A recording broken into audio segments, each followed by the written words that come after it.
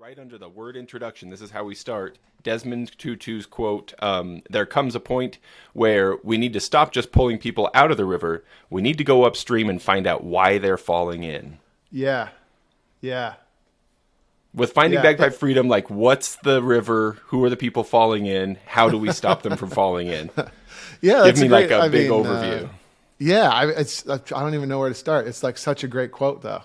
Mm-hmm. Like, I think we should all just pause for a moment and just think about what a great quote that is. Yeah. So like you're pulling people out of the river. They've got some sort of problem. Like, I think most people don't end up floating down a river. So they've got some kind of problem, right? Like you can picture up the river where they came from, presumably something bad happened, right? Yeah. So like, the idea behind this quote is like, sure. I mean, yeah, you want to yank those people out of the river and then, maybe give them some dry clothes, sit them by a fire and like give them some food because maybe they've been floating down the river for quite a while.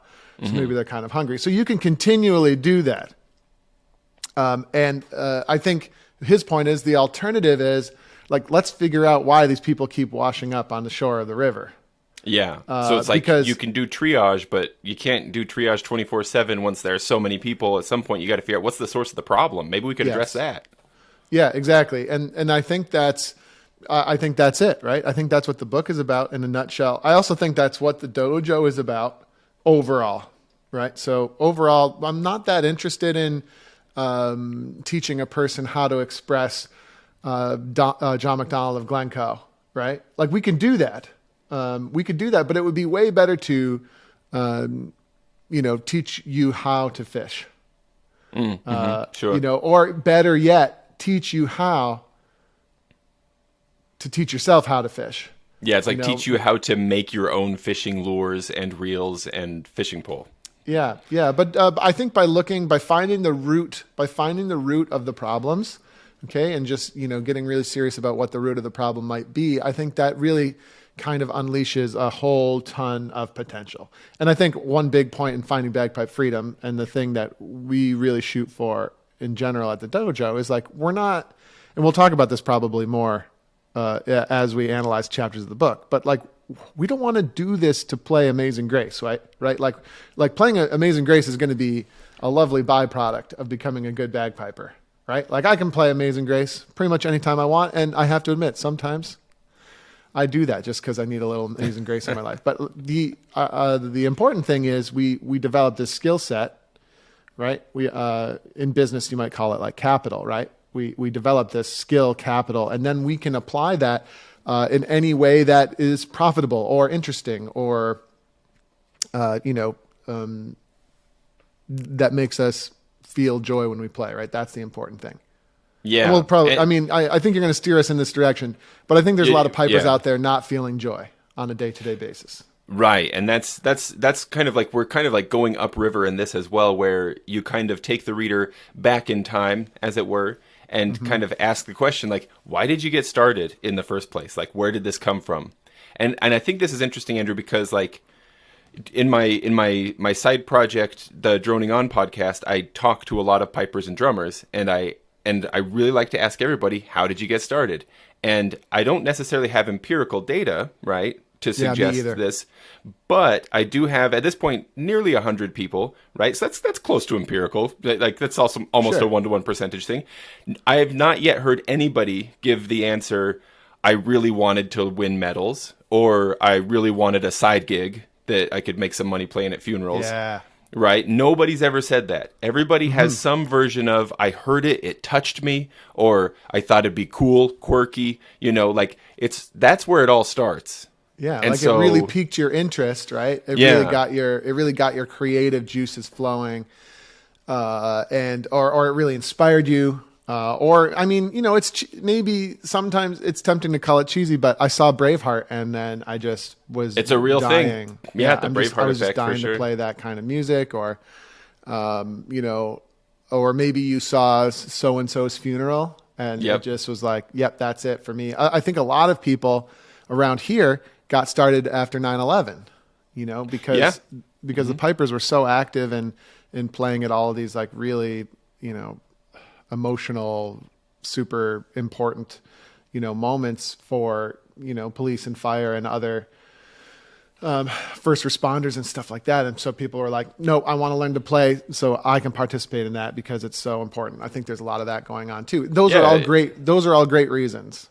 But then interestingly, like, I think to your point, I think a lot of lifetime pipers are we compete. Yes. We play some parades in our band, which by the way, that's not all bad, but I'm saying like, I'm not sure that it's totally fulfilling what they had in mind when they began. Right. You asked that question, like, how is it going for you? Right. It's like we lose that original reason and we get lost. Like you say, the competing and the parades are good, but they ought to be an expression of that joy. We lose that undertone of I do this because I love it, and we get into some kind of. Sometimes it's a chore. Sometimes it's I spent so much money on this, so I better keep doing it, kind of thing. Mm-hmm. I mean, I think I hold myself as a decent example here, where over time I've fluctuated between enjoying to compete and not enjoying it. Yeah. And maybe I'll go back and enjoy it again at some point. But right now I'm in a phase where competing. Maybe we can talk about this some other time. But where solo competing doesn't really do it for me. Mm-hmm. So I just don't do it. I just do other stuff. And I think I have the flexibility as a piper to be able to apply myself wherever my interests lie. And so that's pretty cool. That's what I want for everybody. Yeah. What else we got?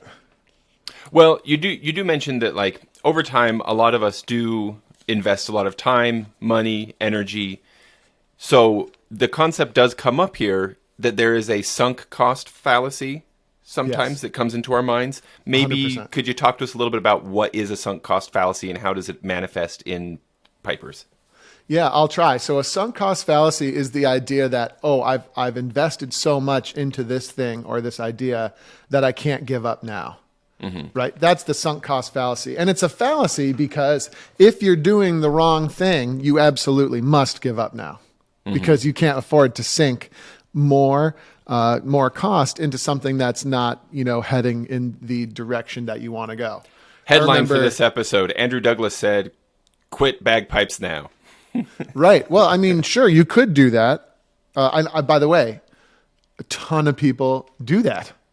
They're like, wow, I can't afford to sink any more time and money and passion into this nonsense. Yeah. So I quit. How many people do that? Tons of people do that. Anybody who runs like a community class as part of their band knows that the ratio of people who come in the door versus those who end up on pipes is a pretty big difference. Yeah. And then how many people get their pipes and don't end up in the band or don't end up playing really, right? Yeah. They end up with a set of pipes that they're not going to use. So a lot of people do quit. I think we should be able to achieve a much higher success ratio than I don't know, Jim, what your instinct is, but if you get 10 people in a room, how many of them are going to end up playing the bagpipes? Maybe one? I would guess, I was going to say 0.4 of them. Right. Yeah. Let's hope you get one, but it should be much more than that. I think some creativity, we can really achieve that. What was the original question? Oh yeah, sunk cost fallacy. So I think that's a lot of the reason a lot of people dig into this and they continue to do the things that they don't really fully enjoy, like the non-fully enjoyable aspects of piping. And I think it also makes a person afraid to go backwards, right? Yeah. Yeah. So what we have with a lot of pipers, I'd say 96% of pipers worldwide are paralyzed by technique that's not workable. I think it's at least 96%. So 96 out of 100 pipers have bagpiping habits that are so far off course that that if they continue in that direction, there's no chance. But we might have been that far off course for decades at this point in our lives, and so it's weird to go back. And don't misunderstand me. I don't mean that there's no chance for you to win a prize in whatever grade 4 senior. That's not what I'm saying. I'm saying there's no chance for you to get to that point where your technique is strong enough that you feel free to explore whatever kind of piping interests you. That's what we mean by, that's what we mean by free, or that's what we mean by achievement. It's like you're achieving the ability to, that band asked me to play with them this year. Cool, no problem. Or like, oh, I want to join a little bagad. I want to join my little bagad club. We've got a bagad group of pipers in New York that get together and play, and like, cool. Like, you should have the skill to hop in on that if that's something that interests you, or if you decide you want to play solos, or if you want to play with a guitarist, Right. or if you want to play for your church with the organist. These are all things which I think most pipers would shy away from because they're in that group of 96. They're in that 96% of pipers that actually don't have any of the skills that they really need. And so they're sort of boxed in. They've got the one, maybe two things they can do. They can play, they can play in the local grade 5 band, and they can sort of struggle through a 2/4 march, in the solo competitions. And then they're just kind of frozen in time in that spot. And that's a shame. That's a shame in my opinion. I mean, I guess it's okay if people just get a set of pipes and they want to horse around, but I think even for there those, should be room for that, right? Like some of us, that's all the more we'll ever want, and that is fulfilling, and there's the joy there, and good, great, that's great. Yeah, I think for most people, you can only tinker for so long before you want to know what's next. Sure. Yeah. Yeah. So or maybe we don't even quite articulate that in our heads, but for some reason the spice of this is gone. Yes. And maybe we don't realize that that's because like a little work means a little more joy kind of thing. There's like this back and forth thing. Yeah. Like we don't really want, it's like the same reason people, it's like getting rich, right? It's like, we don't really care about the money. Right? We care about the freedom and the sovereignty that it can bring. Yeah. Oh, sure. Yeah. Yeah. You know what I mean? And and that's what piping is too. So it's like piping is only fun insofar as you feel free to express yourself. Yeah. And it sounds weird because the bagpipe has a military has that sort of like military background and maybe that sort of like regimented reputation. Right. But that's not what it is. Right. Yeah, it does happen, of course. You can see people play, like some famous performances of Pibroch come to mind where you can see that the performer is like lost in the music, and there's that kind of like, it's more of an image that you might imagine with like a violin player whose eyes are closed and they're swaying with the music kind of thing. That's not maybe the typical image you see with the Highland bagpipe in one's mind, right? It's more... Although it kind of is at the highest levels. Right, that's the thing, right? It is there. Maybe it's kind of... hidden a little bit in that, like, you see so many other pipers maybe that aren't in that situation, and we are often ourselves in that situation. Like, I'm thinking to myself, like, how many hours of playing am I lost in the music versus hours of playing when I am just like just heaving my guts out trying to keep up at the 2-hour long practice, or frustrated because my drone is not tuned and I can't get my drones tuned and all kinds of other stuff. Yes, exactly. I mean, there's going to be an element of hard work involved in getting yourself to the point where you can get lost in the music. So like, there's always going to be a delicate balance. But it's important that there is some balance there and there's not 0 of one and 100% of the other. So kind of looking at that as like, there's kind of the goal, and then like, I'm imagining, like, here in my mental picture here, I've got the Pipers Dojo as an educational establishment pulling pipers out of this proverbial river, and then saying, like, why are they falling in the first place, and looking upriver and finding a few things that you suggest is like, maybe you had a tutor or like a band leader who had a hard time conceptualizing something that you were struggling to grasp, and so they just kind of moved on. So you've never quite had the instruction in the right way to get that, right? Like, that's one possible cause. Like, maybe there are a lot of other reasons too. But what else do you see as like, why are people falling in? Having done this for a while, why do people fall into the river in the first place? Yep, I think these are all great questions. I think the main reason is because most teachers can't do the fundamentals. Right. That's a reason. And I'm not trying to be offensive. I'm just stating the facts. So if it makes anybody else feel better, Andrew, as I have read this book and also listened to the audiobook, on every pass, there have been several parts that really sting for me because I have taught people how to play and I don't do those things right. It's like, that's I should call somebody right now and be like, I'm really sorry. You remember years ago when I told you how to play bagpipes? I was wrong. Yeah. Well, we talk in a lot of depth in the book. There's 10 sort of essential bagpiping fundamentals that we've identified and that we work on at the dojo. And I invite anyone to check it out. I mean, you could even do it informally if you know somebody involved with teaching at the dojo. But it's just like it's very rare that you hear a piper who can do the 10 basic things well all at the same time. And if you think about it, think about juggling 10 balls at the same time. Like I can't do that. 10 anythings very well at all at the same time. But that's what good bagpiping is, right? That is the and quest. if you can't, and maybe we'll just leave people hanging on that. It sounds kind of like hocus pocus, but I think once we get into the 10 things, people will see like, oh, okay, that kind of makes sense. But we need to be able to do those 10 things, at least to a minimally viable degree. You have to be able to, in order to effectively teach someone else.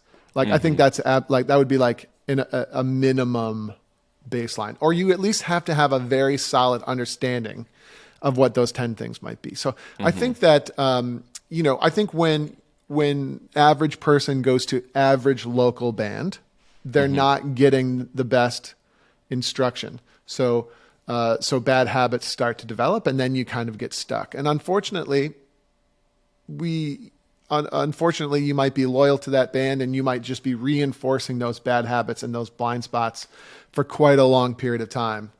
In your own playing and possibly in other new players as well. Yeah, You can go and it's important to separate.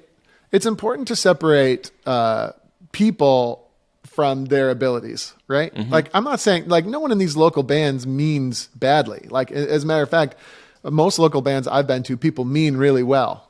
Of course, the bottom line is, however, that there's, big blind spots in what's going on. There's a lot of sort of bagpipe dogma that's filtered down over many, many years and decades. That's not quite right. That needs to be tweaked. And then you also need follow through, right? So it's like, if you have a great instructor come in and work with the band a couple times a year, like, that's not enough, generally, right? It's kind of like if I had somebody who was really fit take me through a workout once every 3 months, it's not going to get me fit. There's a slight chance I'm a self-starter and I'm really smart and I can extrapolate what to do across the next 3 months on my own, but maybe that represents 0.1% of students. Yeah. So yeah, like the overall approach, I think, just needs to be tweaked. It would be pretty obvious, right? It would be pretty obvious if that's how you tried to teach somebody how to read. Sure. Just bring in an expert reader a couple times a year to work with the kids. Yeah. Yeah. Well, like, we all know that's not going to work. Right. Yeah. So we all know that's not going to work. And then bagpiping is kind of similar. And I don't think you need a Jack Lee or a Stuart Little or a Richard Parks in your band in order to be successful. That's not really what I'm saying. But, I think that we need some kind of plan to, keep things on the up and up. Yeah.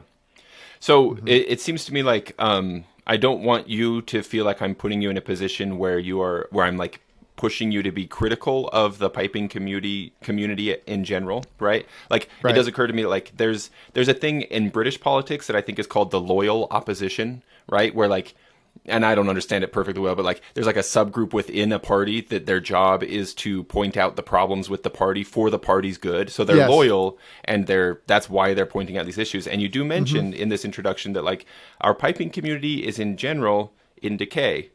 And I appreciate that you mentioned Braveheart before, because in the footnote, the one thing that maybe made me laugh out loud in this introduction was the footnote is, and it's not just because it's been too long since Braveheart came out. Right. Yes, exactly. But you do explain a little bit that, like, maybe the general piping community has told you, dear reader, that all you can ever hope to be is a cookie cutter piper, Yeah. Like, so what systemic problems do we need to, like, weed out of the community in general, or push against? Maybe the push will always be there, and it's just a constant struggle to keep it at bay, Yeah. Yeah. Man, it's like so true, right? So we'll have to try and piece together how this works. But I think that you even if you mean well, and again, it's like, I think people do mean well. Yeah. So you get out there and you work with a bunch of beginners and you're working with your local band and you mean really well.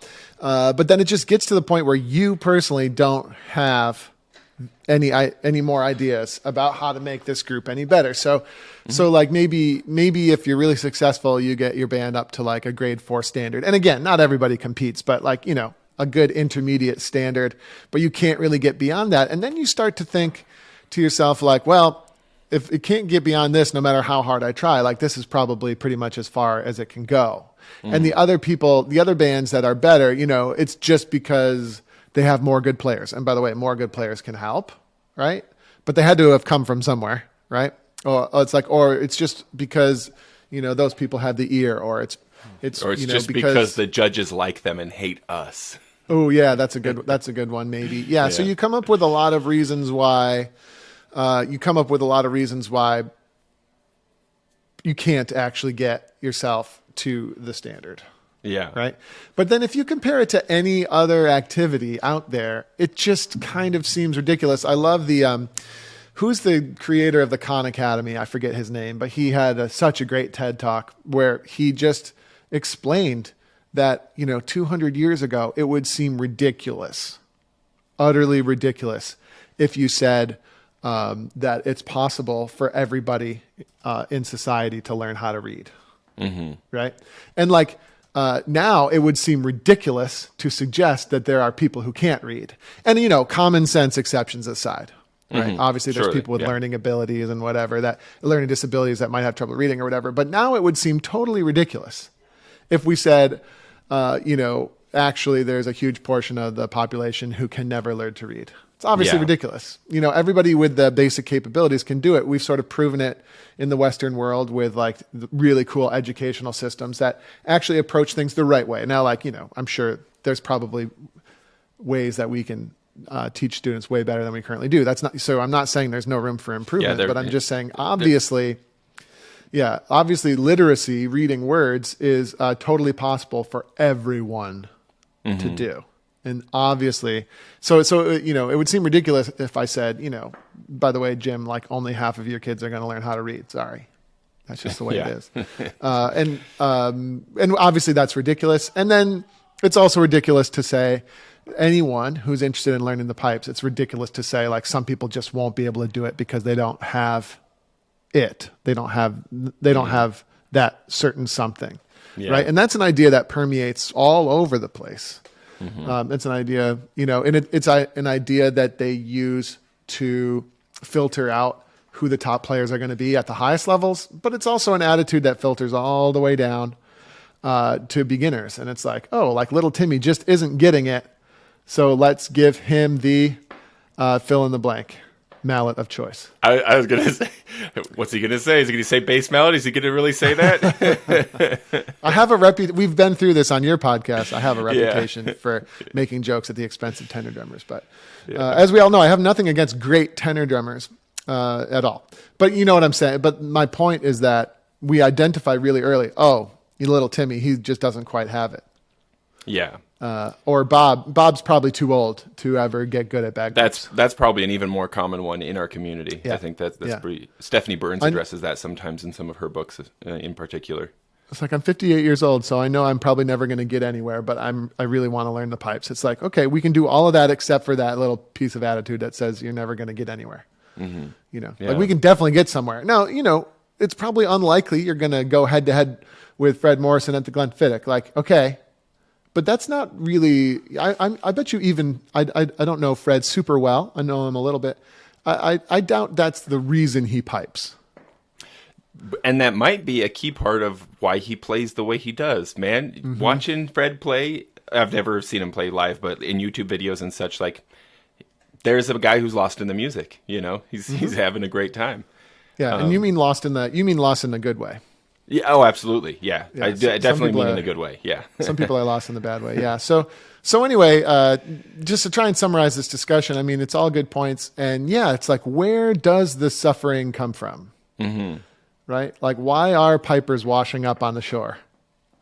Let's go all the way back and figure out why. And that's, something that I've always been passionate about. And I think the Dojo does it really well.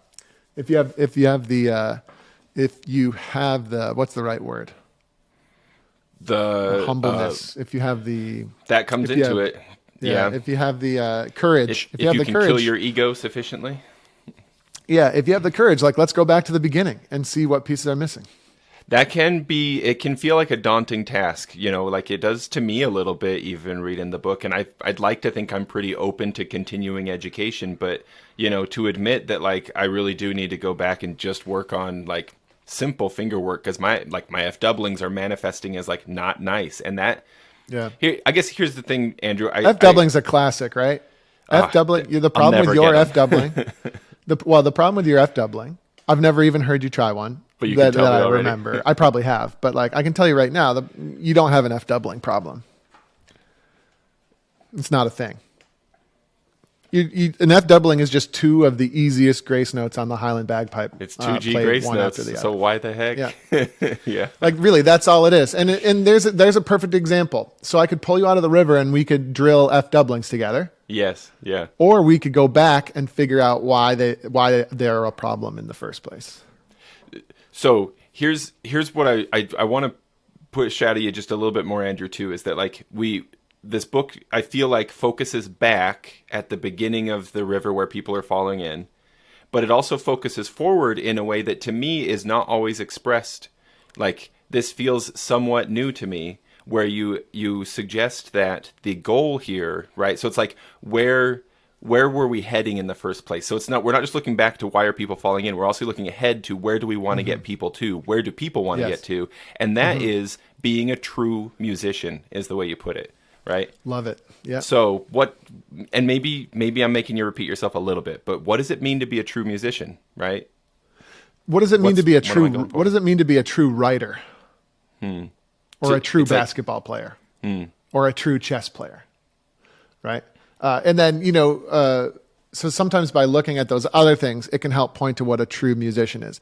And then for me, so it's somebody who has control over the fundamentals of their instrument, whether it's the chess pieces or whether it's the pen, so to speak, or whether it's the basketball and you have control over over the fundamentals of operating your instrument such that you can truly express yourself and your creativity and what's important to you.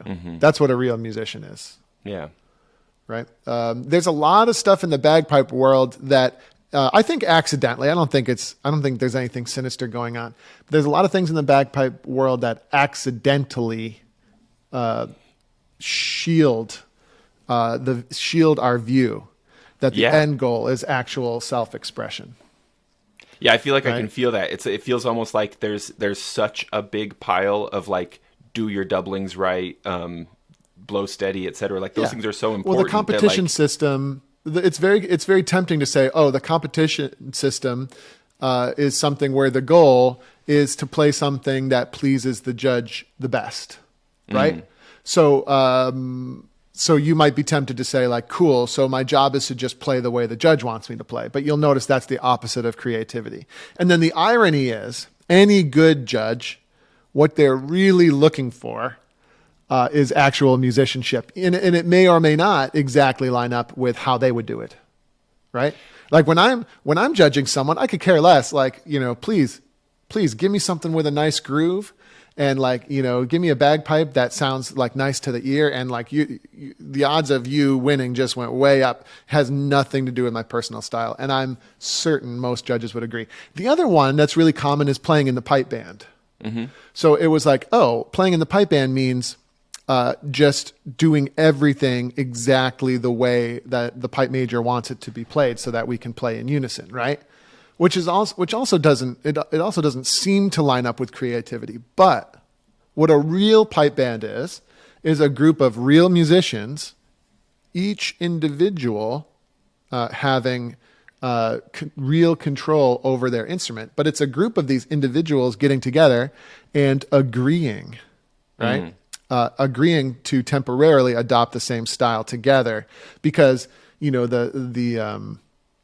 what is it? The product will be more than the sum of its parts or something like that. And that's a really exciting thing. Yes. And that's so where that's the magic of it is. Yeah. Yeah, I think Inverary is a great sort of like decentralized band in that way. Like there's so many different people in Inverary that are involved in developing the voice of the group. And a lot of people think that, this is that Inverary is just like Stuart's vision. But I think he would actually be, and don't let me put words in his mouth, but I think he would be proud to say that's not what it is at all. It's like a big team of people. And yeah, but it's mainly just, his sort of like wisdom and experience. He really just kind of like guides the ship, and then he lets other people, like I'm a little bit involved in some of the composition of some of the music, right? And then there's so many other people in the band that do different things. Some people tune the drones and blah, blah, blah, and so on and so forth. So I think like, I think that's what a band really is.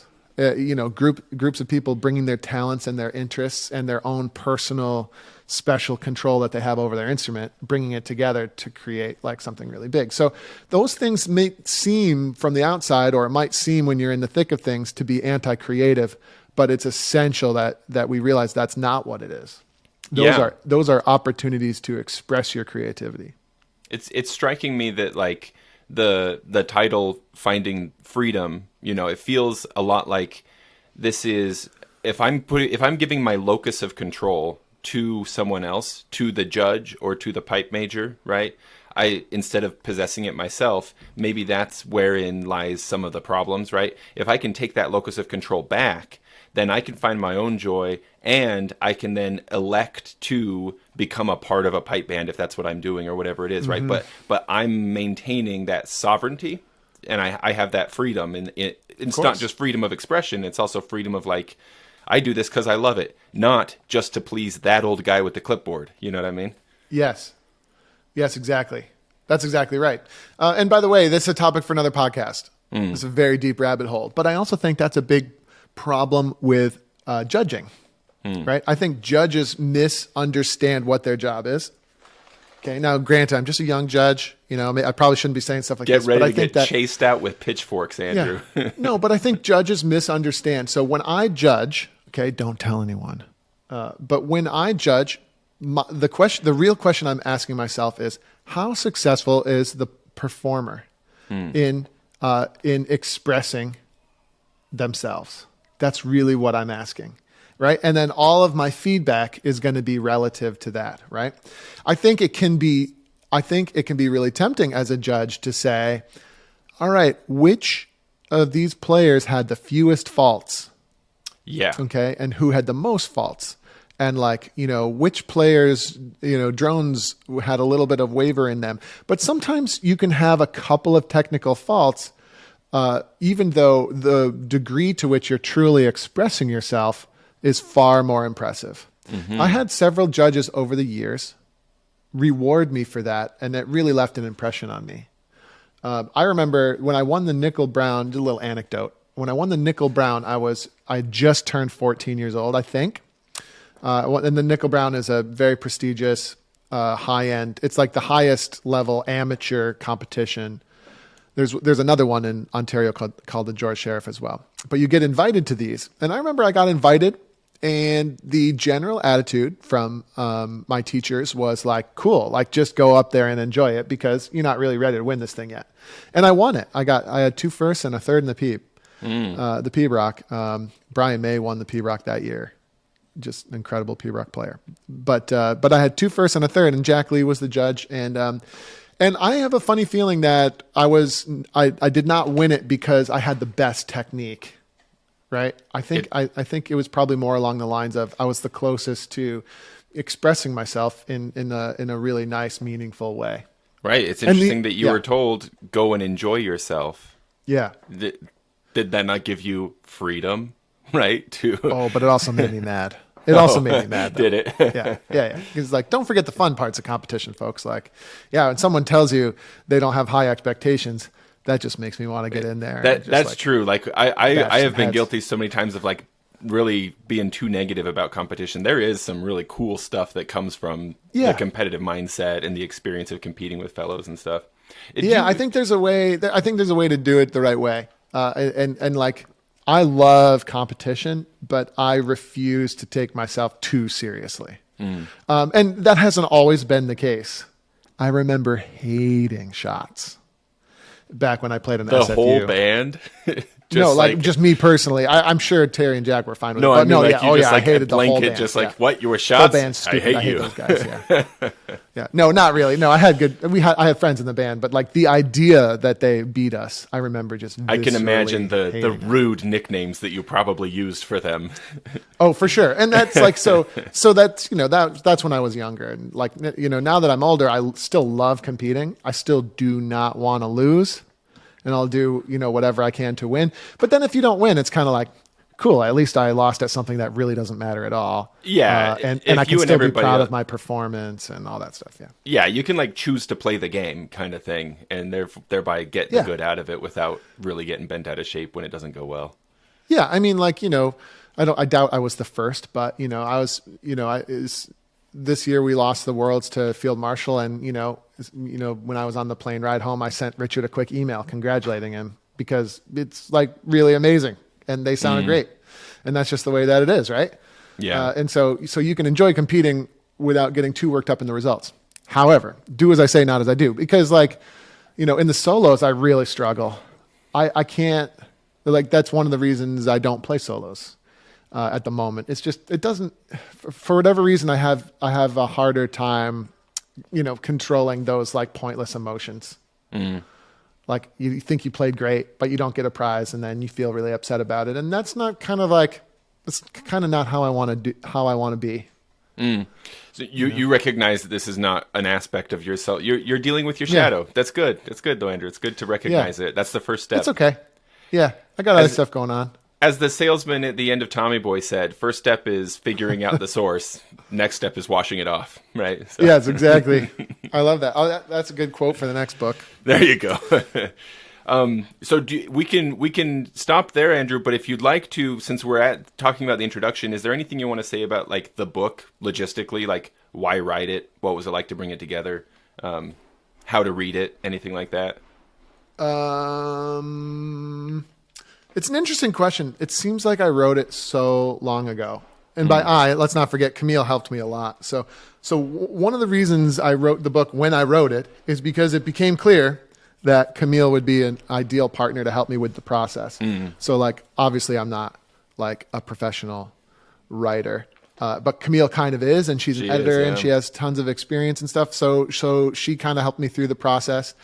And what I would do is we started off with just like bullet points that I sent over to her, and she kind of would write it, and then I would give her notes, and then we'd go back and forth, which is inevitable. But then like as we got our process down, I started to actually write the chapters in much more detail, which gave her a lot more to go on, which, so we needed fewer like back and forth style edits. But yeah, like, the book can be read hopefully. The goal is that it could be an enjoyable read, start to finish. And there's anecdotes in there, and like there's a little bit of storytelling and a little bit about me in the book. But it can also be a great primer, like Rab from the Big Rab Show. He always gives me a little Facebook message every time he goes back to a chapter, and like he's actually using it like to help him guide the process of learning how to play the pipes. And I'm kind of envious of that. Really, trying to do. It'd be great to have right from the start. Yeah, but I mean, you can go back through it. It'll be all right. I have. And that's the thing. So for me, Andrew, like I consumed the audiobook in one afternoon, kick it up to 2x speed, and that's an easy enough thing to do.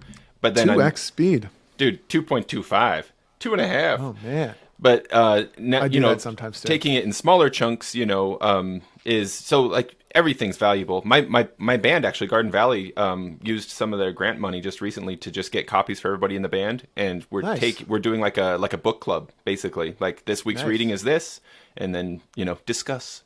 So yeah, well, lots that's of ways one way to do it. Yeah, that's one way to do it. I think the best way would be to read it, and then you realize, holy crap, this could be a huge game changer if I actually implemented this stuff, and then so you go can back catch to the beginning, vision, kind of get excited about and then it.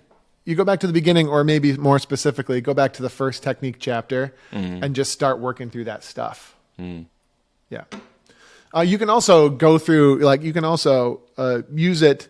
Obviously, the book hopefully helps promote the business. And so if you get a Dojo U premium membership or a basic membership, actually, I think we do it for basics too. You can actually just dive right into the freedom process with our community. You know, Did and you we're sort of just oriented around did that. you just call subscribers at the basic level basics? Yeah, basics. Yeah. No, but it's an endearing term. It's an endearing. Yeah, we people wear that as a badge of honor at the dojo. Yeah. Yeah, interestingly, most people are premium. It's kind of an interesting thing. Most people see the value in the upgrade. Not everybody, but most people. So, but either way, and it's something that everything we do at the dojo is sort of geared around the freedom process. So, one more question, if I may, Andrew. Kind of on a personal level, kind of poking at your heart maybe a little bit. Okay. Are you able to read this book and stay calm, or are you the kind of person who can't help finding every little thing that you wish you'd written just slightly different?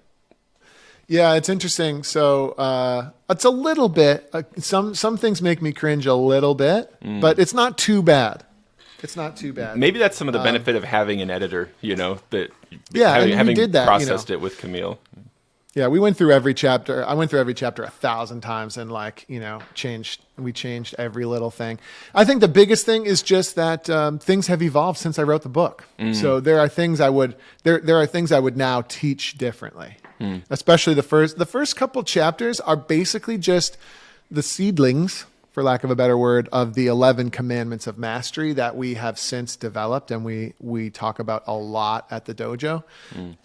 And so I think there's going to be another book about the 11 commandments at some point because they're really cool. And it's really just some of the early ideas in the book just fleshed out with a lot more, and it's a lot clearer to me. And I think it's a lot more actionable for the student as well. Meanwhile, so the first couple chapters of the book are kind of previews or, things that get the juices flowing, but it'll be nice to dig into that a little bit more in a future book. And by the way, if anybody wants to know about it now, just check out the dojo. It's something that's all built in already here. The 11 commandments. I can absolutely edit this out later if it's totally inappropriate, because I had not thought to ask you this before. But I wonder, since we're going to kind of chunk through the book in a chronological order and the episodes will come out separated from other conversations as well, what if people who might be reading through it kind of along with us have questions or comments, etc.? Could they email us? Is there a way for people to say, hey, I was just reading chapter 1, and then as you and I are discussing chapter 1, we'd be like, you know what Bob said? You know what I mean? Yeah. So I think the best way to contact us for casual questions or observations is just to find us on your social media platform of choice. You could even leave a comment on this YouTube video and we'll see it all. It'll come through. If you have more actionable or if you need more actionable information, support at pipersdojo.com is a good place to just ask us a question. Or if you're desperate to get involved, just send us an email too. That's always a doable thing. Beautiful. Don't call us though. Don't call us. I will flash your personal phone number across the bottom of the screen right there. No, if you call us, we do get the voice message, and we'll get back to you. But yeah, we're sort of like an online company now. So use your keys, please.